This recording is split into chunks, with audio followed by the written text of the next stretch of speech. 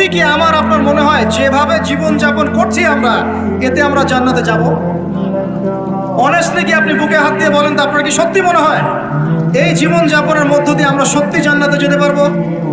ছেলেপেলে কিশোর গ্যাংয়ে যোগ দিচ্ছে, ছেলেপেলে টিকটক প্রজন্ম হয়ে গেছে, ছেলেপেলে মেয়েদের পিছনে আড্ডাবাজি করে টাঙ্কি মেরে বেড়ায়, ছেলেপেলে মেয়েদের সাথে ওপেন জেনা করছে, মেয়েরাও জেনা করছে। কিছু কিছু বদ মেয়ের স্বভাব এমন, সে চাচ্ছে যেন তার সাথে জেনা করা হোক। চুল খুলে নগ্ন হয়ে রাস্তাঘাটে ঘুরে বেড়াচ্ছে। বাড়ির মেয়েরা পর্দা করছে না, মা পর্দা করছে না, বোন পর্দা করছে না, স্ত্রী পর্দা করছে না।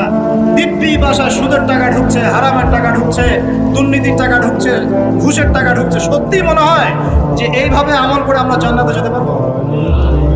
অথচ আল্লাহ সৃষ্টি করেছেন আমাদেরকে তার ইবাদত করার জন্যে। এই দুনিয়ার জীবনের সংক্ষিপ্ত হায়াত দিয়েছেন, মৌতের পর হয় জান্নাত, তাহলে জান্নাত, আর কোনো বিকল্প অপশন নেই।